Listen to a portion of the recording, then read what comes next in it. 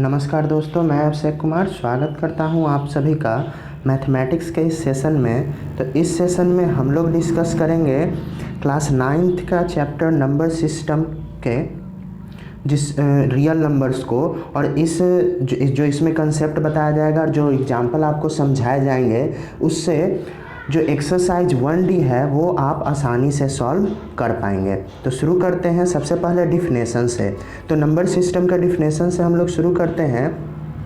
तो क्या है कि रियल नंबर सिस्टम में रियल नंबर, तो रियल नंबर एक वैसा नंबर होता है जिसका स्क्वायर जो हो वो नॉन निगेटिव हो, यानी जब भी हम उसका स्क्वायरिंग करेंगे तो वो निगेटिव नहीं आएगा, तो उसी को हम लोग रियल नंबर कहते हैं। तो ये रियल नंबर हो गया।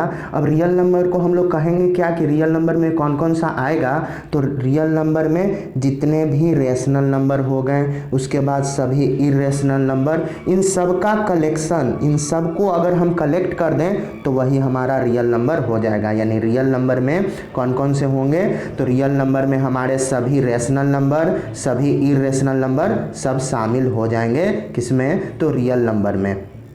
अब देखते हैं आगे कि हर एक जो रियल नंबर है वो या तो रेशनल होगा या फिर इरेशनल होगा, रेशनल होगा या इरेशनल होगा।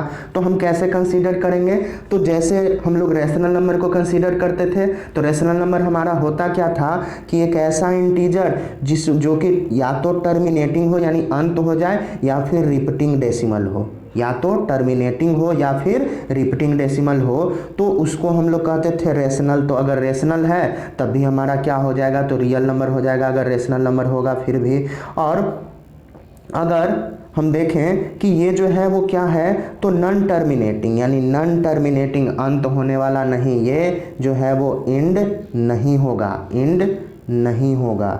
तो एंड नहीं होगा तो वो भी हो जाएगा हमारा कौन, तो रियल नंबर ही। और नॉन रिपीटिंग यानी रिपीट भी अगर नहीं करता है, या अगर नॉन रिपीटिंग होता है डेसिमल, तब भी वो क्या होता है, वो इरेशनल होता है। और इरेशनल हुआ यानी कि वो क्या हो गया हमारा रियल नंबर। तो जितने भी रेशनल नंबर हैं, इरेशनल नंबर हैं, ये सब मिल कर के रियल नंबर बनाते हैं। तो अगर टोटली देखा जाए कि रेशनल और इरेशनल का जो कलेक्शन है वही हमारा रियल नंबर है। अब देखते हैं कि कंप्लीटनेस प्रॉपर्टी क्या होता है। तो कंप्लीटनेस प्रॉपर्टी है कि कोई भी नंबर लाइन पे अगर हम किसी भी पॉइंट को बताते हैं तो वो पॉइंट जो होगा वो यूनिक रियल नंबर होगा, यानी खास होगा, उसके जगह पे कोई दूसरा रियल नंबर नहीं आ सकता है। और अगर दूसरे शब्दों में हम कहें तो क्या कह सकते हैं कि एवरी रियल नंबर जो है वो यूनिक पॉइंट से नंबर लाइन पे हम लोग उसको रिप्रेजेंट करते हैं। तो ये हो गया दो तरीके से हम लोग कह सकते हैं। तो ये हो गया कंप्लीटनेस प्रॉपर्टी।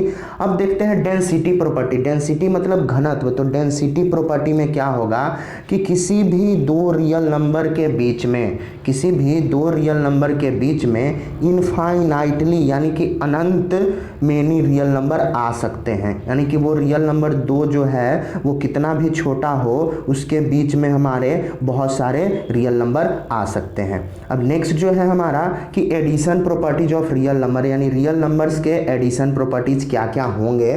तो फर्स्ट प्रॉपर्टी जो है वो क्लोजर प्रॉपर्टी। क्लोजर प्रॉपर्टी में कि जब दो रियल नंबर को अगर हम सम करते हैं तो वो जो है वो हमेशा रियल नंबर ही होगा। तो ये हो गया हमारा क्लोजर प्रॉपर्टी। ये हो गया क्या, तो क्लोजर प्रॉपर्टी हो गया। अब नेक्स्ट जो है वो एसोसिएटिव लॉ है। तो एसोसिएटिव लॉ में होता क्या है कि यदि a प्लस बी को पहले हम प्लस कर दिए और उसके बाद में उसमें c ऐड कर रहे हैं, या फिर b प्लस सी को पहले ऐड कर दिए और उसमें बाद में हम a ऐड कर रहे हैं, वो दोनों इक्वल होगा, वो दोनों इक्वल होगा सभी रियल नंबर के लिए। यानी ए बी सी अगर रियल नंबर है तो सभी रियल नंबर के लिए ये एसोसिएटिव लॉ फॉलो करेगा। उसके बाद है कम्यूटेटिव लॉ, यानी ए को पहले लिखें और बाद में बी को लिखें, या फिर बी को पहले लिखें बाद में ए को लिखें, यानी ये दोनों जो है वो इक्वल होगा, यानी 2+5 या 5+2 इक्वल होगा। तो इस तरीके से ये हो गया हमारा कम्यूटेटिव लॉ। अब नेक्स्ट जो है वो एडिटिव आइडेंटिटी, यानी कि रियल नंबर का एडिटिव आइडेंटिटी होता है। तो एडिटिव आइडेंटिटी क्या होता है कि अगर हम कोई ऐसा नंबर उसमें हम ऐड करें किसी भी रियल नंबर में तो वो सेम आ जाए, तो जीरो जो है वो रियल नंबर है, जीरो रियल नंबर है। और अगर हम जीरो में ए ऐड करते हैं, ए कोई हम मान लेते हैं कि कोई हमारा रियल नंबर है, या फिर ए में जीरो ऐड करते हैं तो हमेशा वही रियल नंबर आएगा जिसको कि हम लोग जीरो में ऐड किए थे। तो यही हो गया एग्जिस्टेंस ऑफ एडिटिव आइडेंटिटी, यानी कि रियल नंबर में एडिटिव आइडेंटिटी का एग्जिस्टेंस होता है। उसके बाद तो एडिटिव आइडेंटिटी क्या हो जाएगा किसी भी रियल नंबर का, तो ये हो जाएगा जीरो। अब एग्जिस्टेंस ऑफ एडिटिव इन्वर्स, तो एडिटिव इन्वर्स भी रियल नंबर में होता है। तो हर एक रियल नंबर, अगर कोई ए रियल नंबर है तो क्या होगा कि दूसरा एक रियल नंबर आएगा माइनस ए, यानी कि अगर कोई पॉजिटिव रियल नंबर है तो उसका निगेटिव भी होगा। तो अगर हम दोनों को ऐड करते हैं, यानी पॉजिटिव और निगेटिव वाले को, जो दोनों सेम है, या फिर निगेटिव को हम पॉजिटिव से ऐड करते हैं किसी तरीके से, तो दोनों इक्वल होगा और आएगा कितना, तो जीरो आएगा। तो यही है एडिटिव इन्वर्स। तो एडिटिव आइडेंटिटी क्या है, जीरो, और एडिटिव इन्वर्स जो है वो क्या होता है, तो उस नंबर का निगेटिव, यानी अगर पॉजिटिव है तो उसका निगेटिव, और निगेटिव का अगर निगेटिव हम करेंगे तो वो तो पॉजिटिव हो ही जाएगा। तो इस तरीके से रियल नंबर में एडिटिव इन्वर्स भी होता है। तो ये एडिटिव इन्वर्स हो गया। अब हम देखेंगे multiplicative properties of real number, यानी रियल नंबर के मल्टीप्लिकेटिव प्रॉपर्टीज को। तो कौन कौन सा प्रॉपर्टी होता है, तो फर्स्ट है क्लोजर प्रॉपर्टी। क्लोजर प्रॉपर्टी में क्या होगा कि यदि कोई भी दो रियल नंबर को हम प्रोडक्ट करते हैं, यानी उनको मल्टीप्लाई करते हैं, तो हमेशा जो रिजल्ट आएगा वो रियल नंबर ही होगा। उसके बाद एसोसिएटिव लॉ, तो एसोसिएटिव लॉ में हम किए क्या कि यहाँ पे मल्टीप्लाई करना है तो a इंटू बी को पहले मल्टीप्लाई कर दिए और फिर बाद में हम c को मल्टीप्लाई कर रहे हैं, या फिर b को c से पहले ही मल्टीप्लाई कर दिए और बाद में हम a को मल्टीप्लाई कर रहे हैं। तो दोनों केस में दोनों जो है वो इक्वल होगा, यही है एसोसिएटिव लॉ।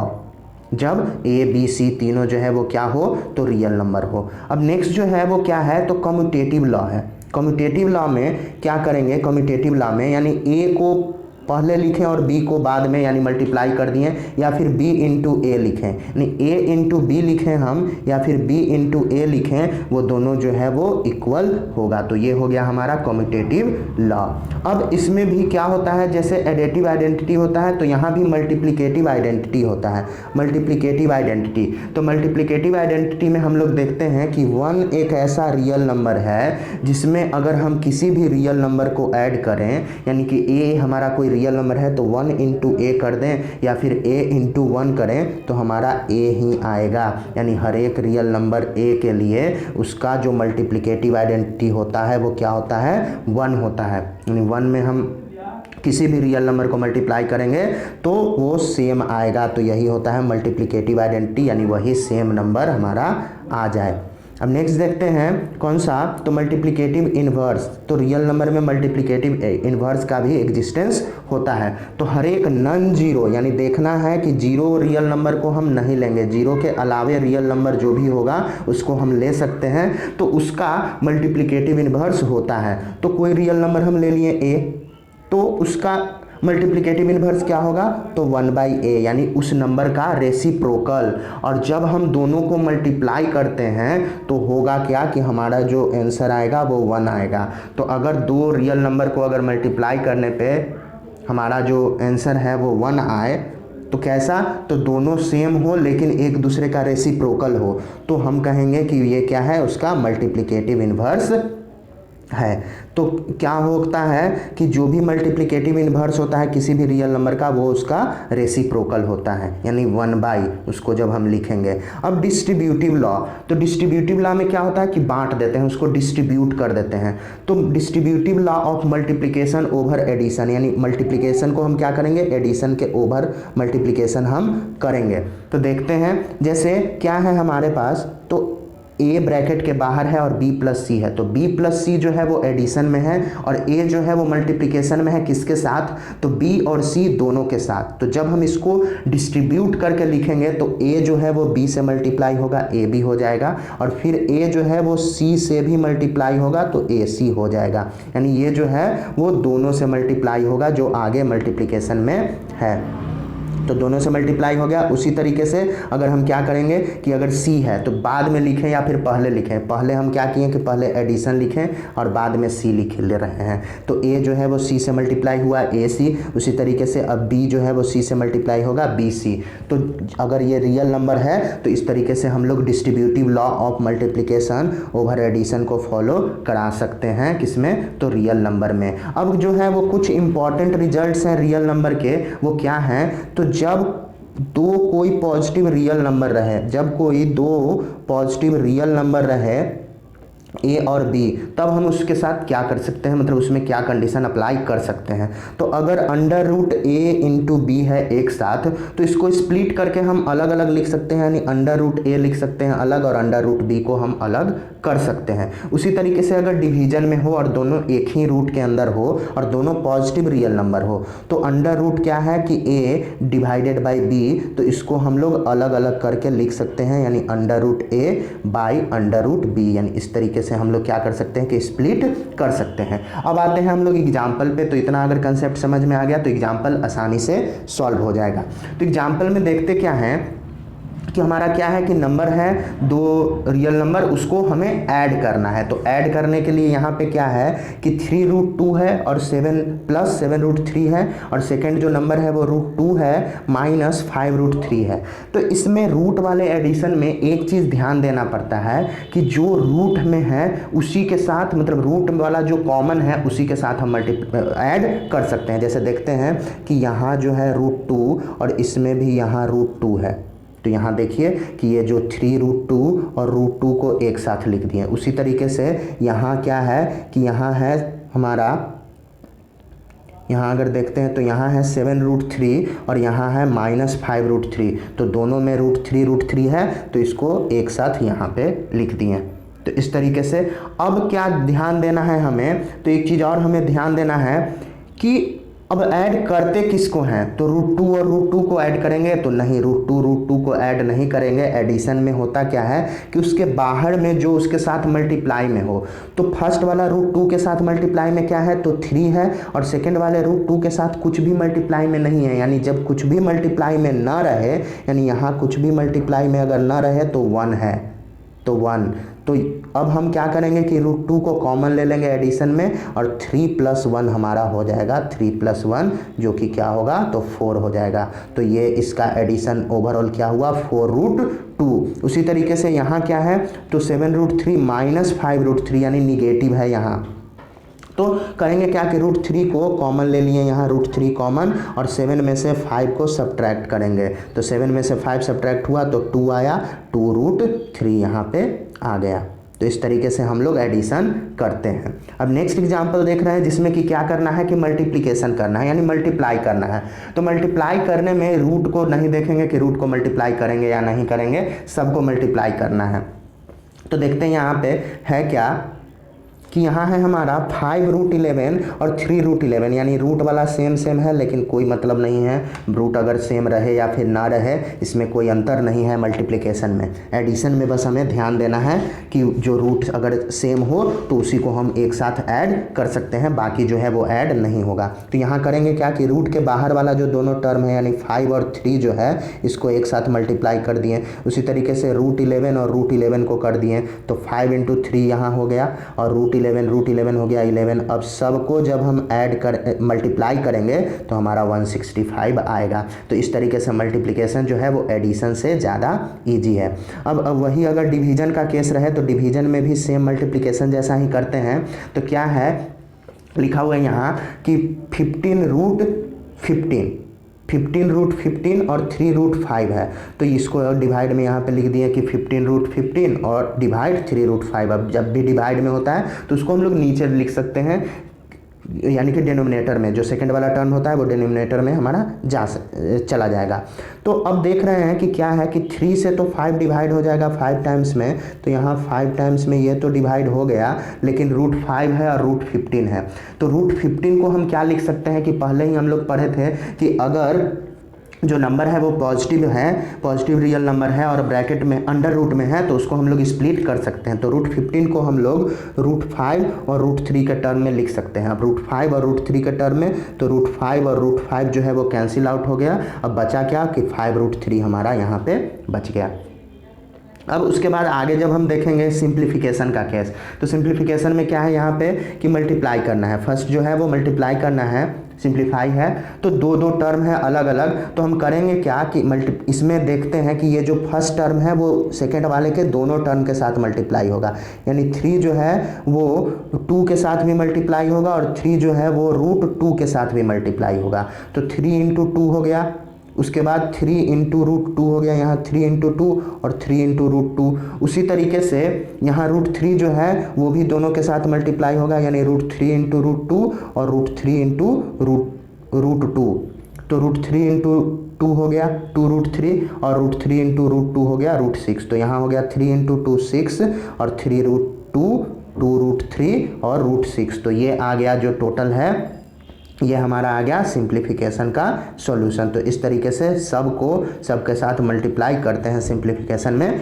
उसके बाद जो सेकंड देखते हैं, तो सेकंड एग्जांपल क्या है कि 6 + √6 है और 6 - √6 है, 6 + √6 और 6 - √6। तो इसमें देख रहे हैं कि a + b और a - b का कंसेप्ट आ रहा है, क्योंकि दोनों टर्म सेम है, बस प्लस माइनस का अंतर है। तो a + b और a - b का फॉर्मूला हम लोग जानते हैं क्या होता है, a² - b²। इसको लॉन्ग मेथड से भी कर सकते हैं, लेकिन यहाँ अगर इस मेथड से करेंगे तो वो सिंपल सॉल्व हो जाएगा, वहाँ भी आंसर सेम आएगा। तो क्या हो गया कि फर्स्ट वाले टर्म का स्क्वायर यानी 6 का स्क्वायर, तो 36। उसी तरीके से √6 का स्क्वायर यानी 6, तो 36 - 6 ये 30 हमारा आंसर आ गया। तो इस तरीके से अब जो इसके बाद थर्ड है √3 + √2 का स्क्वायर। तो इसमें देखते हैं कि √3 + √2 का स्क्वायर है, तो ये हो गया हमारा a और ये हो जाएगा b। तो a + b का होल स्क्वायर है, तो a + b का होल स्क्वायर क्या होता है, a² + b² + 2ab। तो a² + b² + 2ab पे हम इसको स्प्लिट कर देंगे, तो a का स्क्वायर + b का स्क्वायर 2ab, तो 2ab हो गया। अब इसको क्या करेंगे कि √3 का स्क्वायर करेंगे 3, √2 का स्क्वायर करेंगे 2 और 2√3 √2 आ जाएगा 2√6। तो 2√6 आ गया, और 3 और 2 को ऐड कर दिए तो 5 और प्लस 2√6। तो यहाँ हो गया इस तरीके से। अब नेक्स्ट अगर हम देखते हैं तो नेक्स्ट क्या है कि नेक्स्ट में भी दोनों जो नंबर दिख रहा है वो हमें सेम दिख रहा है, बस प्लस और माइनस का डिफरेंस है। तो ये हो गया हमारा a और ये b, a और b, तो a - b और a + b, तो a - b हो गया और a + b हो गया। तो इसको हम लोग क्या लिख सकते हैं, a² - b²। तो a² और -b², तो √5 का स्क्वायर 5 और √2 का स्क्वायर 2, तो 5 - 2 ये 3 हो गया। तो इस तरीके से सॉल्व कर सकते हैं, बिल्कुल इजी है। अब नेक्स्ट देखते हैं सिंप्लीफिकेशन में कि यहाँ क्या है कि न्यूमरेटर में √72 है और डिनोमिनेटर में 3 टर्म है। कौन कौन सा टर्म है, तो यहाँ 5√72 है, उसके बाद 3√288 है और 2√648 है। तो इसको किस तरीके से करेंगे सो देखते हैं। तो इसको करने के लिए हम करेंगे क्या कि नीचे वाला जो टर्म है अंडर रूट वाला, उसको हम लोग 70 जितना भी है वो सब 72 का फैक्टर है, यानी कि हम इसको स्प्लिट कर सकते हैं क्योंकि अंडर रूट में है और पॉजिटिव है। तो 288 को लिखेंगे तो 288 हमारा क्या आएगा कि 4√72 आ जाएगा। उसी तरीके से 648 जो है वो 9√72 हो जाएगा। अब दोनों टर्म आ गया, यानी कि अंडर रूट में है दो टर्म, इसको अलग अलग स्प्लिट करते हैं तो यहाँ √4 हो गया और यहाँ 9 जो √9 हो गया और √72 तो है ही तीनों टर्म में। अब करेंगे क्या कि ये जो √4 है जो परफेक्ट स्क्वायर है किसका, तो 2 का, और √9 जो है वो परफेक्ट स्क्वायर है 3 का। तो ये यहाँ तक आ गया। अब सब में √72 है, √72 सब में कॉमन दिख रहा है। अब क्या करना है कि √72 को हमें एक साथ लेना है, अब मल्टीप्लाई कर देंगे यहाँ पे। तो 2 × 3 कर दिए 6 हो गया, 3 × 2 कर दिए 6 हो गया और यहाँ 5 है। अब √72 को बाहर हम कॉमन ले लेते हैं, तो यहाँ से √72 कैंसिल हो गया, ऊपर बचा हमारा 1 और नीचे 5 + 6 - 6, तो ये 6 और ये 6 भी कैंसिल, तो 1/5 हमारा आंसर आ गया। तो इस तरीके से सिंप्लीफिकेशन में हम लोग कर सकते हैं। अब नेक्स्ट देखते हैं नेक्स्ट एग्जाम्पल कि नेक्स्ट में क्या है। तो नेक्स्ट में है कि under root A minus B square और प्लस ए, उसके बाद डिनोमिनेटर में under root A plus B square plus B, और डिवाइड इसको किससे करना है, तो डिवाइड करना है हमें under root A plus B square minus B और A minus under root A square minus B square. तो जानते हैं कि जो डिवीजन में अगर है और फ्रैक्शन का डिवीजन है तो इसको सॉल्व करने के लिए हम करते क्या हैं कि जो सेकंड वाला पार्ट रहता है उसको रेसिप्रोकल कर देते हैं, मतलब उल्टा कर देते हैं। जो न्यूमरेटर में है उसको डिनोमिनेटर में और जो डिनोमिनेटर है उसको न्यूमरेटर में, और जो डिवीजन का साइन है वो चेंज हो जाता है किस में, तो मल्टीप्लिकेशन में। और यहाँ देख सकते हैं कि नीचे वाला जो टर्म है, मतलब ऊपर वाला टर्म वो नीचे आ गया और नीचे वाला जो टर्म था वो ऊपर चला गया। और ये जो बाद में ए है इसको पहले लिख सकते हैं क्योंकि एडिशन में है। तो इस तरीके से हम लोग लिख सकते हैं। अब देखते हैं कि कैसे ये सॉल्व होगा। तो सॉल्व करने के लिए अब जब हम देखेंगे दोनों नंबर को तो यहाँ जो है ए प्लस, यानी यहाँ पे प्लस है और यहाँ माइनस है, बाकी जो भी टर्म है वो सेम है। यानी क्या दिख रहा है हमारे पास कि ए प्लस बी और A minus B, A plus B और ए माइनस बी हमें दिख रहा है।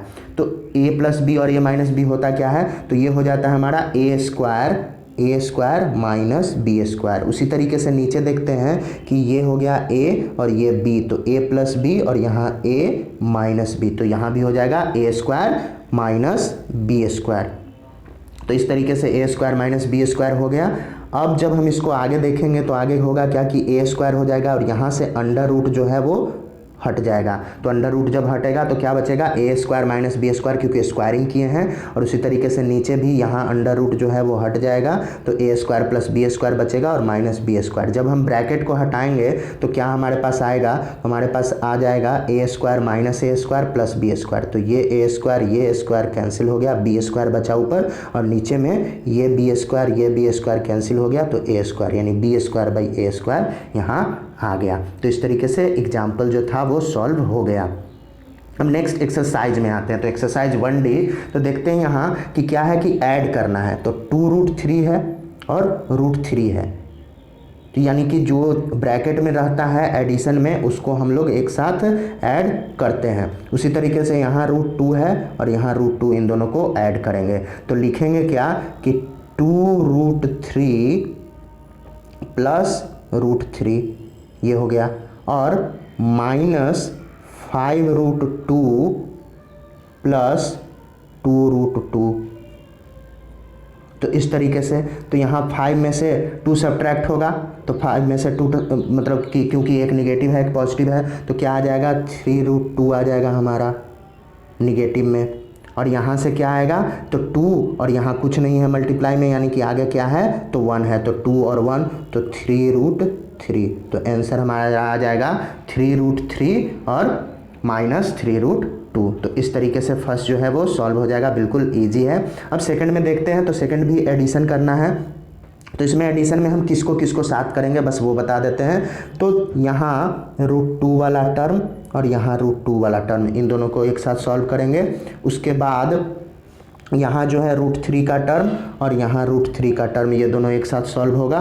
और नेक्स्ट जो है यहाँ √5 का टर्म और यहाँ √5 का टर्म एक साथ सॉल्व होगा। तो इस तरीके से 3 जो है वो तीनों एक साथ सॉल्व हो जाएगा। और वही अगर थर्ड में देखते हैं तो यहाँ भी ये √7 का टर्म है, ये √7 का टर्म है, ये एक साथ होगा।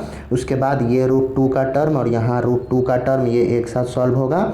और यहाँ हम देखते हैं कि √11 का टर्म और √11 का टर्म, इसको एक साथ सॉल्व करेंगे। अगर प्लस होना होगा तो प्लस, और देखेंगे कि अगर रूट के बाहर कोई नंबर नहीं है यानी कि उसके साथ मल्टीप्लाई में क्या है तो 1 है। अब मल्टीप्लिकेशन का केस देखते हैं। यहाँ पे मल्टीप्लाई, तो मल्टीप्लाई में तो बिल्कुल इजी है। मल्टीप्लाई में करेंगे क्या कि मल्टीप्लिकेशन में यहाँ पे 3 और 2 है और √5 तो √5 और √5 भी मल्टीप्लाई होगा और 3 और 2 भी। तो 3 और 2 मल्टीप्लाई होके 6 हो जाएगा और √5 और √5 मल्टीप्लाई होके 5 हो जाएगा। तो 5 × 6 हो जाएगा हमारा 30। तो 30 आंसर आ जाएगा इस फर्स्ट का। तो इसी तरीके से बाकी जो भी है वो सॉल्व हो जाएगा। क्वेश्चन जो भी है वो इजीली सॉल्व हो जाएगा। यहाँ भी देख सकते हैं कि ये √10 और √40 है, तो 40 और 10 कितना हो जाएगा, तो √400, और √400 जो होता है वो किसका होता है, तो 20 का ये जो है वो परफेक्ट स्क्वायर है, तो 20 का हो गया। उसी तरीके से यहाँ 7 √7 है और √28 है और 2 और 3 है, तो 2 और 3 को मल्टीप्लाई कर दिए तो 6 हो गया, और उसी तरीके से इन दोनों को मल्टीप्लाई कर देंगे, ये भी किसी का परफेक्ट स्क्वायर आ जाएगा। अब डिवाइड का केस, तो डिवाइड में करेंगे क्या कि यहाँ जो डिवीज़न है तो 16 और 4 है, तो जब हम ऊपर नीचे लिखते हैं अगर कि 16 √6 अगर लिखते हैं और नीचे में क्या होगा कि 4 √2 होगा, तो ये 4 से ये 16 जो है वो 4 टाइम्स में डिवाइड हो जाएगा, और इस 6 को हम लोग स्प्लिट कर देंगे 2 पार्ट में, √3 और √2 में, तो ये जो √2 है ये रूट से कैंसिल हो जाएगा और हमारा आंसर आ जाएगा 4√3। तो इस तरीके से हम सॉल्व कर सकते हैं, डिवीज़न का केस अगर रहेगा तो ऐसे सॉल्व हो जाएगा, बिल्कुल ईजिली, आसानी से सॉल्व हो जाएगा।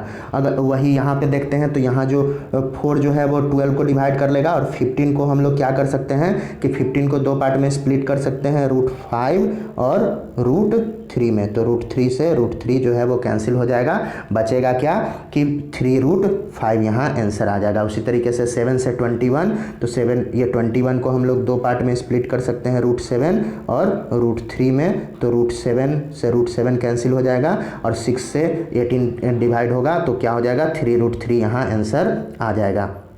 अब सिंप्लीफिकेशन का केस, अगर सिंप्लीफिकेशन का हम फिर केस देखते हैं तो सिंप्लीफिकेशन में क्या होगा कि मल्टीप्लाई करना है, तो मल्टीप्लाई हम उसी तरीके से करेंगे, यानी 3 को 3 से मल्टीप्लाई करेंगे एक बार, और फिर से हम 3 को मल्टीप्लाई करेंगे इस √11 से, और उसी तरीके से ये जो -√11 है इसको हम 3 से मल्टीप्लाई करेंगे और -√11 को फिर √11 से मल्टीप्लाई करेंगे, और जो हमारा आएगा वो आंसर हो जाएगा सिंप्लीफिकेशन का।